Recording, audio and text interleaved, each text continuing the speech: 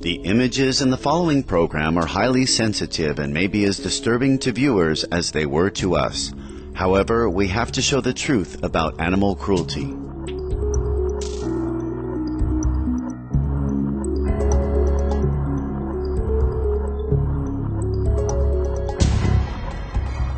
Benevolent viewers, today on Stop Animal Cruelty, we bring you excerpts from the award-winning documentary Foul Play, directed by Adam Durand and produced by Mercy for Animals, a U.S.-based nonprofit animal advocacy organization.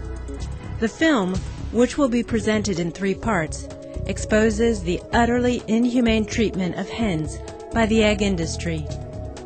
In April 2009, Foul Play won the Best Documentary Short category at the Fallbrook Film Festival in California, USA, and deservedly so. The film leaves a deep impression on all viewers as it shows how merciless farming practices mean a profoundly nightmarish existence for chickens.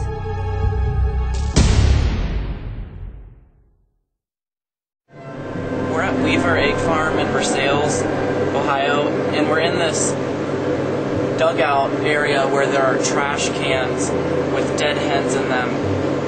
And when we opened the door, we saw that there's this hen that's still alive on top of all the other dead hens. She barely has any energy. She can hardly move. So we're gonna lift her out of this trash can and get her some help. She's so weak. We live in a society that makes it very easy for us to remain sort of willfully ignorant to the practices and the details behind food production. So what we do at Mercy for Animals is aim to show consumers exactly what the process is. And one way that we do that is by giving lectures to students in high schools and colleges.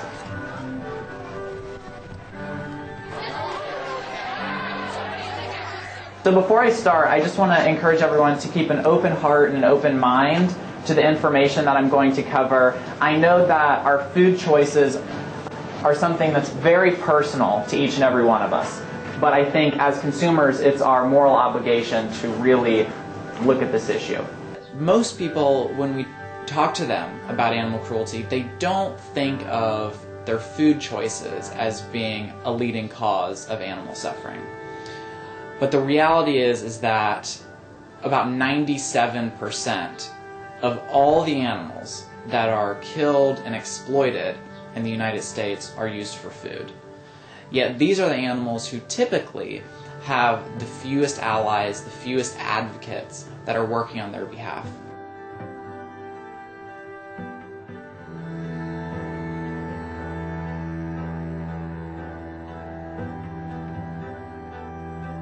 I grew up on a farm, and I had a very strong bond with the dogs and cats that I considered very much to be my friends growing up. But I had a disconnect between dogs and cats and animals that I considered to be companions and other animals, mainly farmed animals, cows, pigs, and chickens, whom I often viewed, and people that were in my circle often viewed as just resources.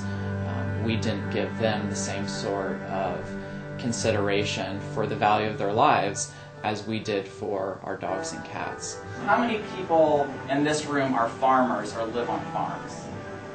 Anyone? How many people had parents who were farmers?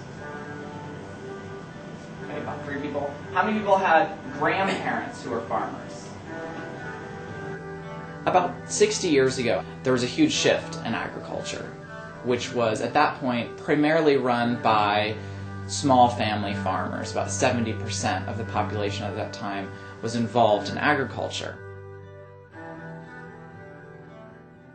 However, after World War II, we saw that small family farmers started to be replaced by larger corporations, and that the animals that once lived relatively decent lives and were able to run around and spread their wings and engage in some natural behaviors started to be taken from the outdoors and put indoors into tiny cages. And this was really the start of the system which is now referred to as factory farming. Most people will never actually see a factory farm, or if they do, they'll be simply passing by one on a country road.